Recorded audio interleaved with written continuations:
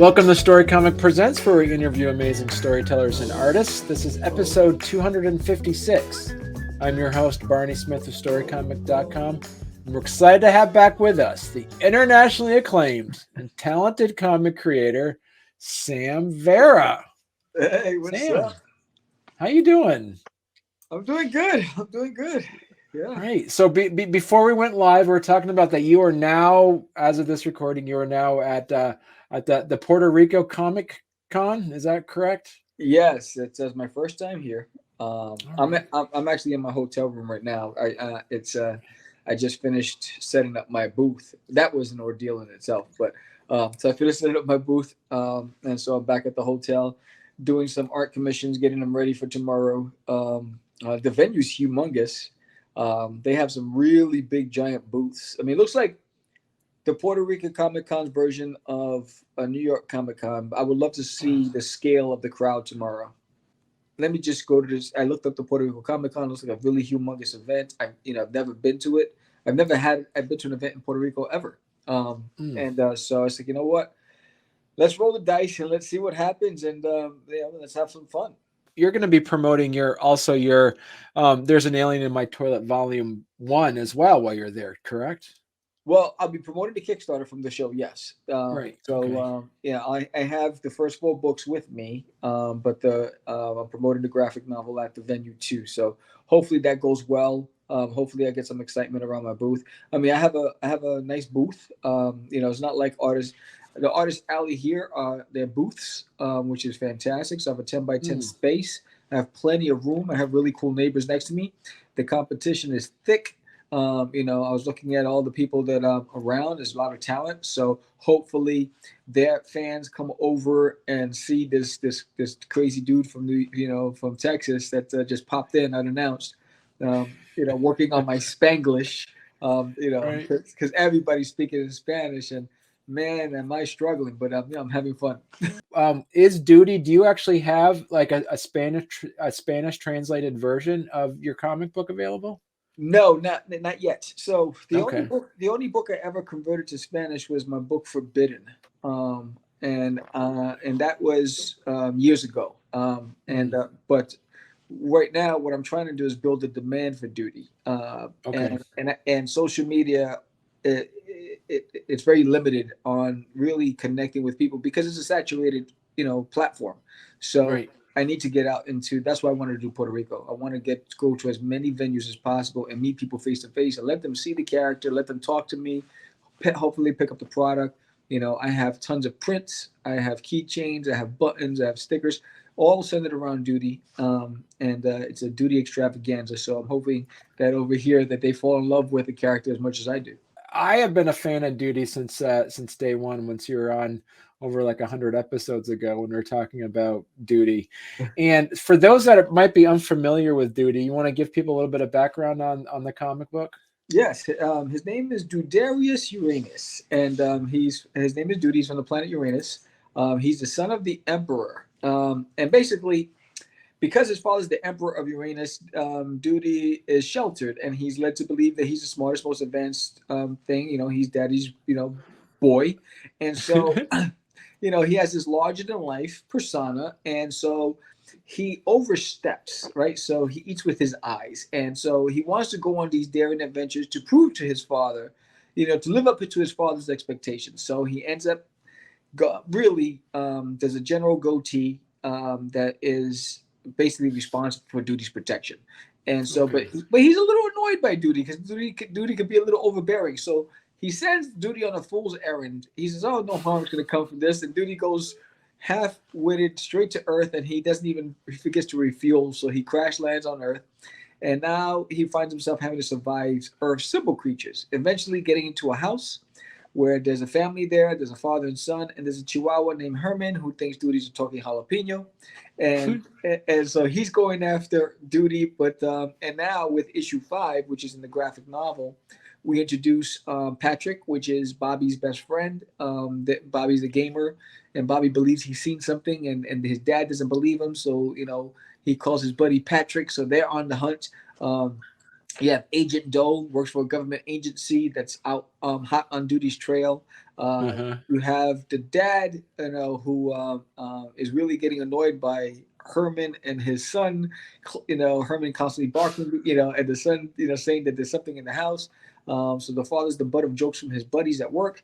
And there's also now the emperor's questioning, where's my son? So now General Goatee has to go back and retrieve duty and bring him back home to Uranus. So all worlds are colliding, and you get a taste of that in issue 5. So what was some of your inspiration? Because you've been working on this. This is basically a retelling because you already wrote this out already for like 20 years ago or so, right? Yeah, so in 2005, I created Duty, and I decided to self-publish, and to a lot of success. So, I got picked up by a management company, the same company that represent Robert Kirkman, the Wachowski brothers, The Matrix, The Walking Dead, all that stuff. And they were pitching, and we had some open door meetings with Disney and Warner Brothers. But during that time, management changed. So that was the time when there was Kids WB. And so, and we thought we were close, and then they changed leadership and they canceled Kids WB. And the same thing with Disney, they changed leadership and they brought. So whenever they do that, anything that was on the table gets trashed, and they go a different direction with a new guidance.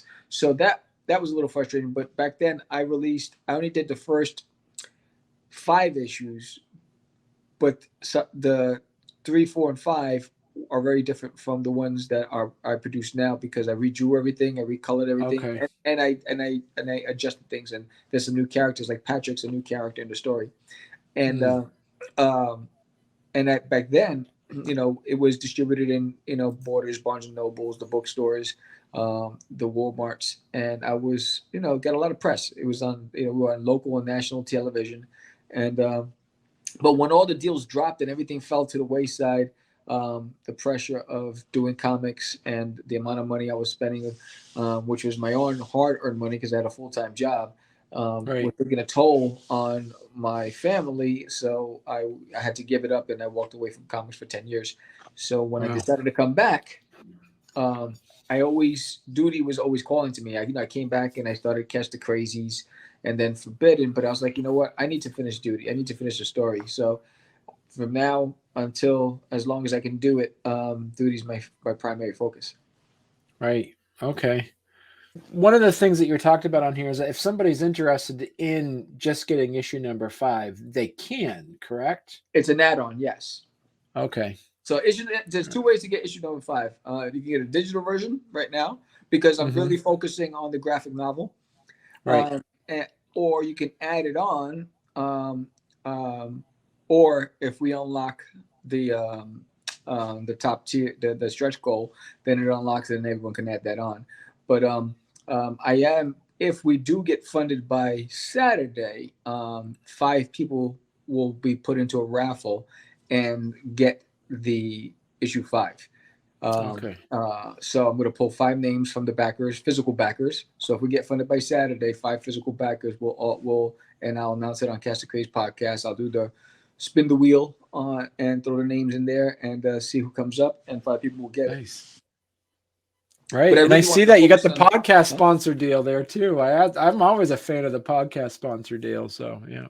Oh, thank you. Yeah. It's I think Paul Gomez just scooped up one of them. I think yesterday, but the podcast is growing nicely. I'm excited about that. The views have been growing. We get a lot of audio listeners that don't translate onto YouTube, but a lot of them have been, because I've been talking about, if you're listening to us on Spotify or Pandora or iHeartRadio, come over to the YouTube channel, subscribe. So that's been happening. So a lot of our listeners who didn't, they prefer to listen because whether they're driving to work or whatever, they never really went to the YouTube channel ever. And so we're getting a lot of those transferring over and just supporting and just subscribing. They might not get engaged during the live streams, but they went over because they like the show and they subscribed. What's different about this Kickstarter, because as compared to some of your previous Kickstarters? This is the most important one because this is the one that is going to go into stores. So this is the one that I want to be able to at the end of the year have it in time for Christmas. I'm shooting for in time for Christmas, if not the New Year. But Mm. to have it in stores, this campaign, I'm really looking at backer count because there's a lot of interest in Duty, but everyone looks at the demand, right? So they go straight to Kickstarter to see how it's trending, to see if there's a big enough demand. So one of the things I did, I feel very honored that the publishers at A Kid in a Comic reached out to me because they saw Duty, they picked up Duty from the Kickstarter, and they wanted it in their newspaper. Okay. And so I am one of the I guess lesser known amongst a bunch of veterans in this newspaper. There's about over 30 creatives in this newspaper, and it's all about comic strips and activities and games. And it's a subscription-based newspaper, and it's also going to be available in stores. So you can subscribe through their website, and the newspaper gets delivered to your home 7 times a year. Oh, cool. Yeah, and it's filled with 30 different comic strips, and Duty's one of them. So Duty has a comic strip in it, and I'm excited about that. And the money goes, the funds raised go to 2 different charities, which is awesome. And so I was excited to be a part of it. And they already have the first 2 strips for the first 2 papers, and I'm working on the other strips.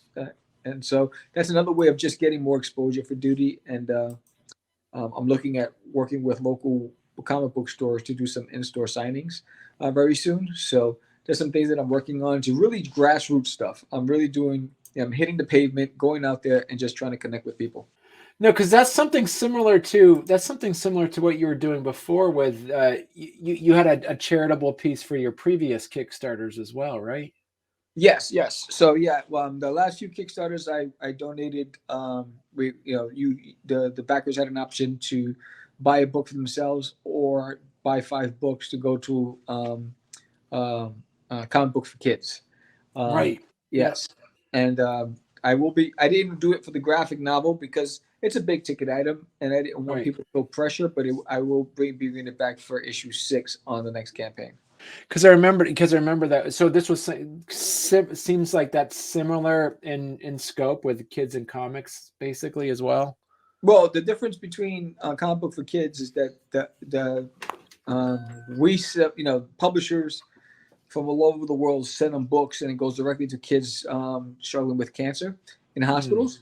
A Kid in a Comic, they're raising for, I think there's like a comic book legal defense fund, and for the comic creators they find themselves in a precarious position and don't have the finances to deal with it. So they're doing it's 2 different charities. But if you go to a Kid in a Comic website, it'll tell you all about it.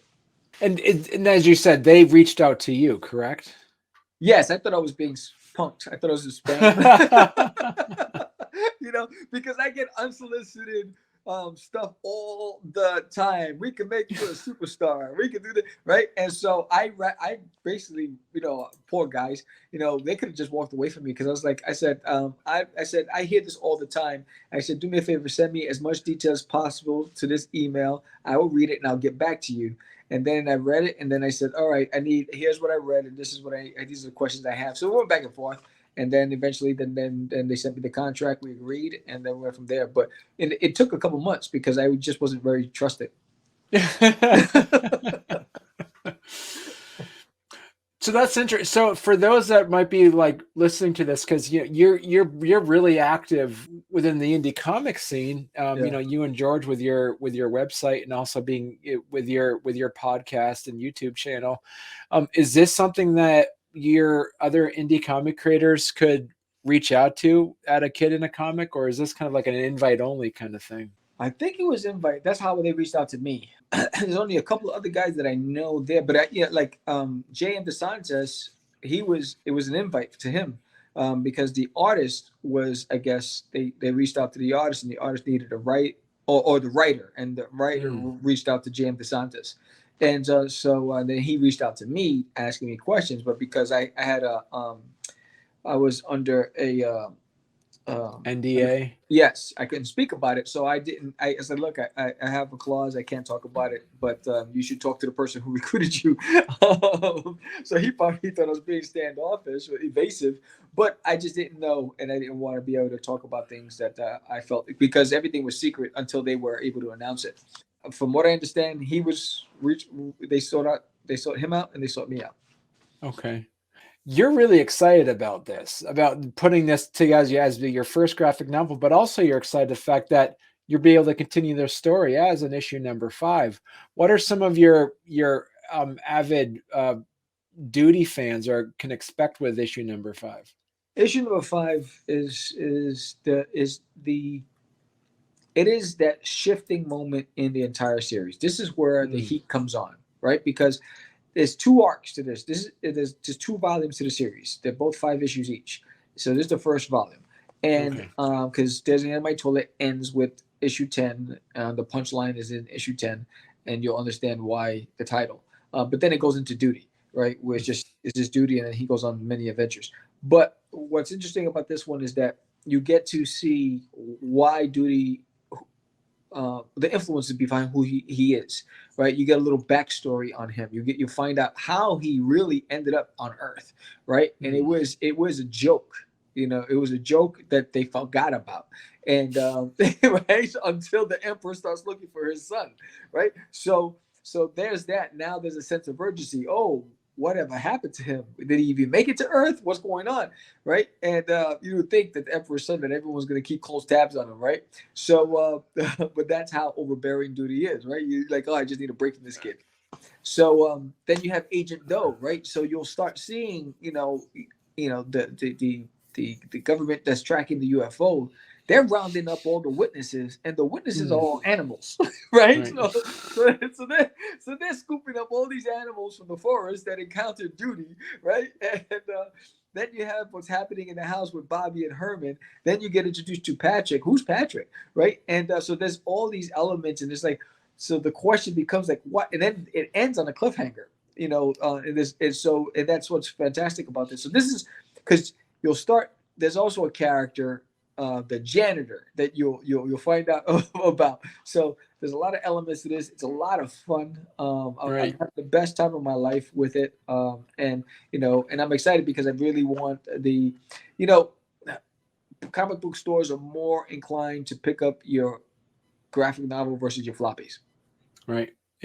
Because they're looking at margin, right? So they can make more money from that than they can with floppies.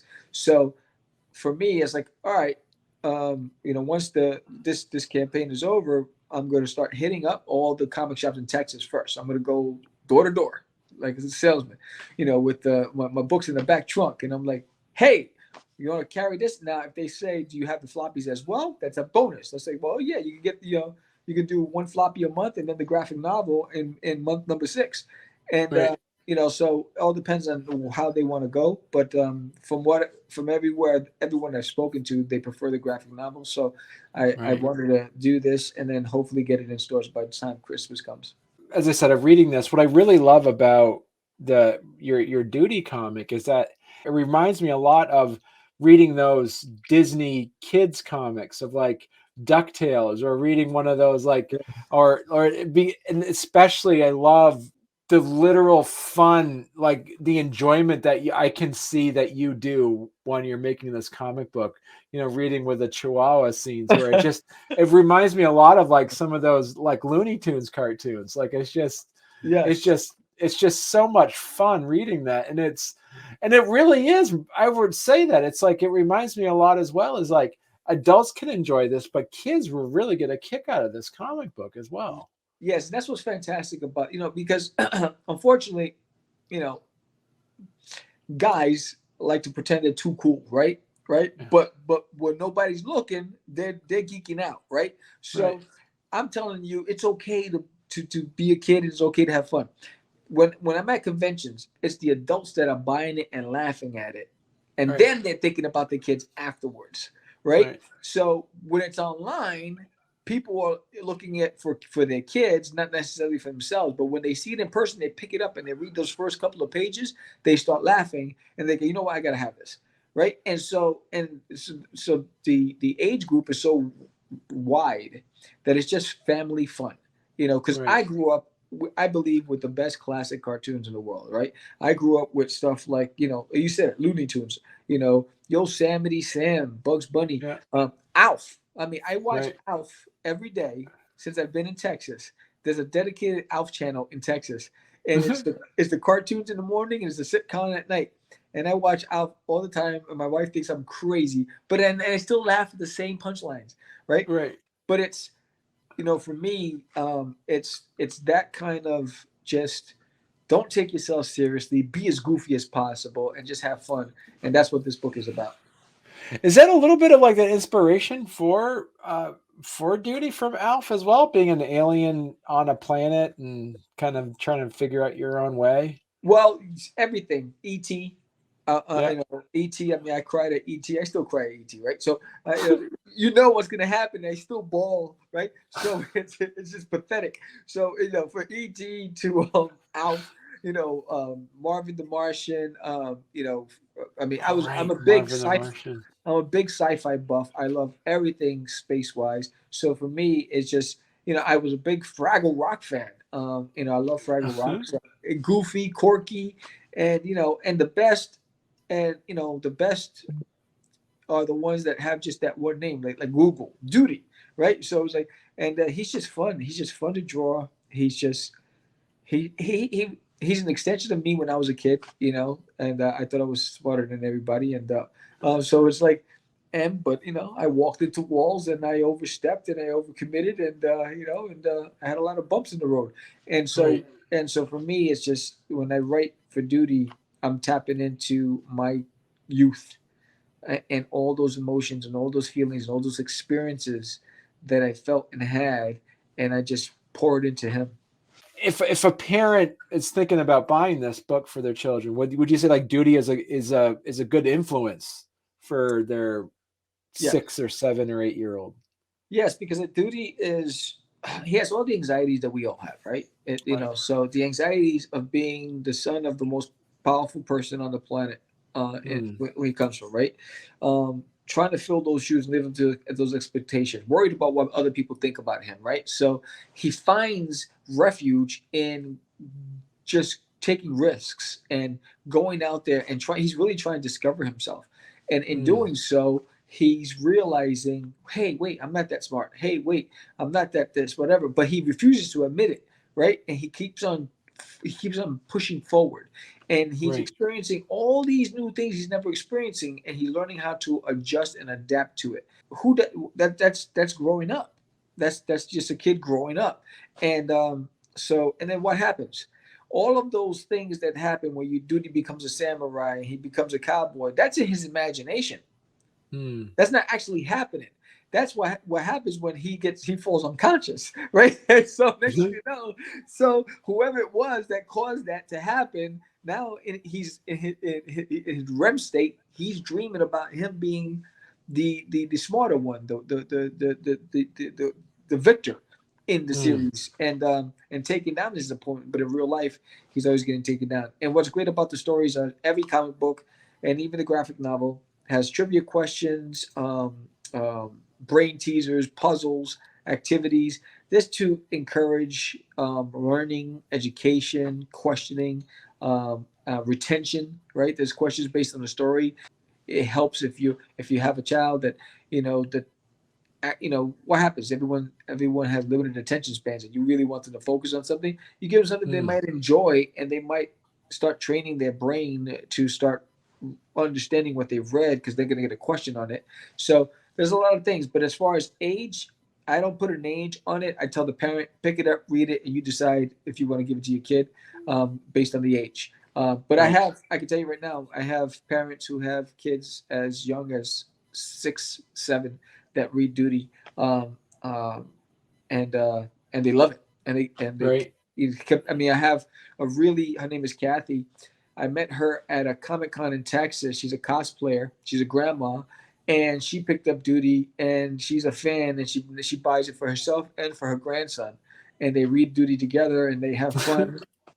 She was on the live stream when I did the launch party, and And it's amazing. And it's because she ran into it. She was there for a cosplay contest, saw my booth, said, "What is that about?" and fell in love with it.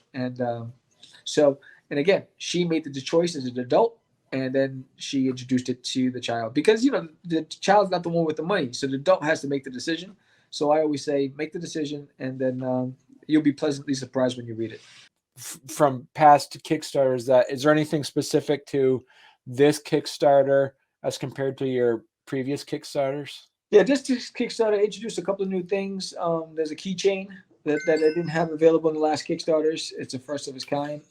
In this Kickstarter, there's also a new print, which is a print version of the cover for the graphic novel. So there's the keychain that, and there's some new jumbo stickers that are introduced in this Kickstarter. They're like Nice. almost 5-inch huge stickers, and so those are new. But you can always get never picked up the series and you want to catch up. You can get you're gonna get the graphic novel, or you can add on the single issues. The floppies are all available as well. Okay. So there's something for everybody. There's digital rewards that start at $7 and then it goes all the way up. There's a super bundle. There's original art, that 5x7 art that I will do based on the duty, and you just say, can you do duty as Marvin the Martian, and I draw it. Yeah. And so I guess Vash the Vash the Destroyer, or Vash the Abager, Mhm. is an anime character that I drew duty in. So yeah, so that's what's new about this. And I made this one simple because Right. it is the graphic novel, and so I didn't want 5,000. Like if you came to any of my previous campaigns, I would have like 15, 17 reward tiers. So I made it no more. So I simplified it this time, and then I made all the stretch goals physical stretch goals. So. There's an opportunity to get some really cool stuff. There's duty, fighting the Baron, and then duty as Avatar. So Right. yeah, so and then there are people who love keychains. So I was asked, can you do it duty keychain? So all the knickknacks are centered around that iconic image with Duty in the toilet, Right. which is the first cover I ever did for Duty. So there's an enamel pin, there's a keychain, there's a sticker, there's a bunch of cool stuff. So yeah, so then then the question is like, this is something that's always been I was been thinking about.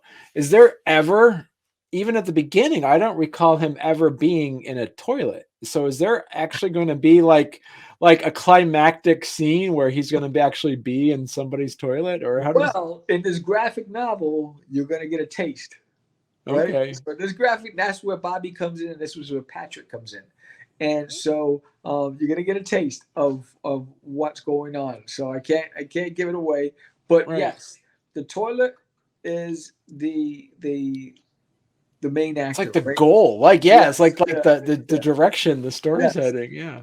So you'll get a teaser in this graphic novel in issue 5, and then but the climactic episode is in the last 2 issues. Right. Okay. Because you literally have two main characters here. You got the alien and the toilet. So Yes, like we've been following the alien the whole time. We're like, yeah, yes. when's this? And Yeah. what I want to say also to parents, because one of the things that I see, what happens is people see the title and they automatically assume it's scatological and it's grotesque and all, has nothing to do with anything. It's about duty, and it's about Right. this kid. He's a kid just like any other kid, trying to find his way through life, and it's his story. The toilet is the punchline, and Right. you'll find out as we move forward. Right. Yeah. What are some of the things that were in your previous Kickstarters that you just cut out because you said, you know what, this never worked. I'm not going to do it. And you would you give like advice to other people at Kickstarters? What are some of the advice that you would give people that want to do a Kickstarter that you would say, whatever you do, don't do this? Or what would be some of those advice? If you're new, um, don't do 5,000 covers, right? So if you can do a variant cover, stick to one. Don't do more than that. You Okay. see people, they have 20 variant covers. I'm like, you're killing me, right? But and so don't do that. Don't go out and go and blow all your money on doing toys and all this other stuff. Don't do it. Mm. And hold off on paintings and original art until you've built the demand for you. And then, because what happens is my art seldomly sells on a Kickstarter, but they fly off my table at a convention. Okay. Which I don't understand. So there's like a whole different. So when I'm at a convention, it's they look through because I have my original art portfolio with me at the convention, and then if they don't see something in there that they want to buy, they commission me on the spot. So and so That's awesome. for me, that's why I make the most of my money is usually through the original art at the conventions. And so, but it doesn't translate for some reason on Kickstarter, and it's because I haven't cultivated a strong enough audience. And that's what I'm doing with the Art of Samuel channel on YouTube. That's been growing nicely. I'm over 500 now subscribers when I started off with 39 in December. Wow. So that's growing nicely, and it's an active community, which is fantastic. On a bunch of art platforms where I just communicate with other artists. So I'm trying to build my name out there that way, and then hopefully that group of people come over and support my products as well. Not just because I have fans that just love my art channel, right? Because all the vlogs and all the stories and all this other stuff. But they not necessarily want to go and spend money. So I'm trying to, have a happy marriage where I have the best of both worlds. In 6 months, say for instance, what advice would you have somebody who's saying, Sam, I'm thinking about starting a Kickstarter in about 6 months or so. What should I start doing now to be prepared in 6 months? First, make sure your book is finished. That's number one. Rule number one: don't even think about doing a Kickstarter unless it's finished. Right? I backed the Kickstarter 2 years ago, and I just got my book. Wow. Okay. 2 years ago, right? And so I'll never do that again, right? But so as make sure it's completed, and then what I would say you do is create a landing page and just start promoting your landing page. Build awareness around it. Join discussions. Try to get on some podcasts. Get your name out there. Make sure you have a social media presence that's similar wherever you go. So, like for instance, I have the Art of Samuel YouTube channel, and I have Art of Samuel on Instagram, right? So those two coincide. Cast of Craze, it's on every platform, right? So, you just type in Cast of Craze on Google, and you're gonna get TikTok and Twitter and Reddit and Tumblr and MeWe and all these other things, right? So Cast of Craze is on like 20 different platforms. So, but what artists make a mistake is they'll say, Art of JT on Twitter, but then on Instagram it says Darian's Comics, and then on Facebook it's like Watch Me Draw. And I'm like, how are people gonna find you? Right. So, create an identity, a brand yourself, and create some consistency across all those platforms. So make it as easy as possible for people to find you. I think that's the biggest. Okay, that's a good point. Yeah.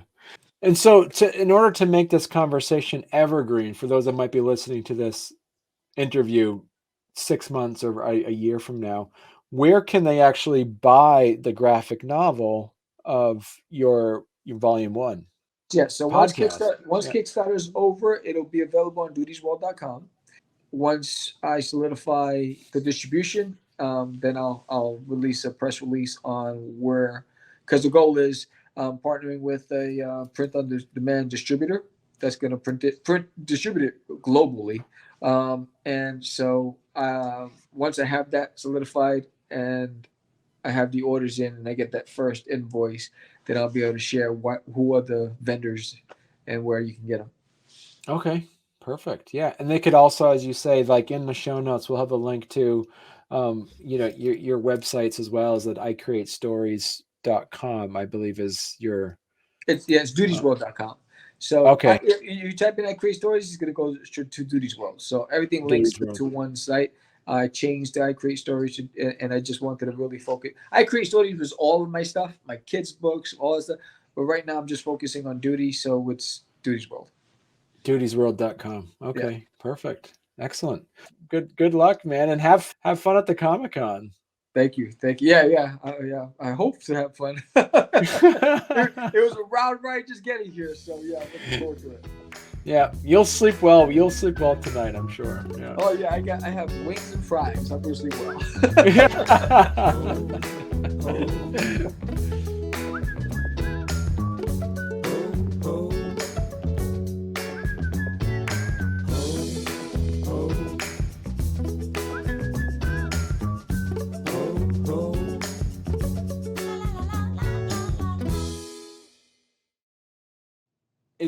Is duty the question is then what is saying is duty a